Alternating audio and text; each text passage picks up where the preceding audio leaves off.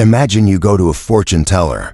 Even if the master is very skilled and says, "You and your spouse will be happy together for life," you believe in it, thinking, "It's in the stars, so no matter what happens, we'll always come back to each other." But in real life, the couple may still get divorced, even end things badly, looking down on each other. Or you go to someone with spiritual powers who says, "You'll live a long life, and your children and grandchildren will gather around you when you're old." Believing that, you live however you want, killing animals for food, drinking and partying all the time, yelling at your wife, hitting your mother, scolding your kids. But in the end, you might still die young or grow old alone, sick, with no one to care for you. Or you visit a temple where a spirit enters the body of a medium. The medium suddenly speaks very accurately about your life and then says, "You will be rich and blessed, you will receive gifts from the mountain spirits, and fortune will come easily." You feel proud and sure, "Even if I spend freely, the spirits will give me more." You waste money, spend like crazy, and believe you'll always have more.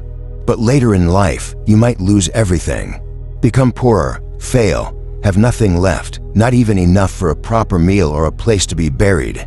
So even if your birth chart is good, your fate is lucky, and you have many blessings, there's still one more thing that matters: your hidden virtue, your inner goodness. If your virtue is low, even a good destiny can turn bad. Even a lucky fate can become painful. Even big blessings can turn into misfortune. So what is the first sign of true virtue?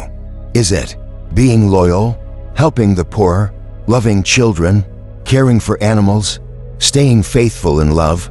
These are all part of virtue, but they are not the first and most important sign. Why? Because loyalty may be based on getting something in return. Helping the poor could be because you see yourself in them. Loving kids might be because the child is cute or reminds you of your own. Caring for animals might be because they make you feel good. Staying faithful might be because you're afraid of the consequences or losing something. So what is the clearest sign of true virtue? Being thankful to those who helped you in the past. Why is that the most important? Because after someone helps you, the help is done. You owe them nothing. It's easy to forget and walk away. At that point, there's no more benefit to gain. That's when people usually turn selfish. Most relationships are based on benefits. Boss and worker. Friends who only stay if it feels good. Even marriage, people often choose a partner who benefits them somehow. That's why most human connections are about gain. But if someone still remembers a kind act from the past, even when they've become strong, independent, and no longer need anything, if they still feel grateful and want to repay that kindness, that shows deep, true virtue, because they go against the selfish nature hidden inside every human being. That's why gratitude is the first sign of hidden virtue. That's why the wise ones said, "Fate begins with blessings. Blessings bring good fortune. Fortune brings the right timing, but only virtue can truly change fate."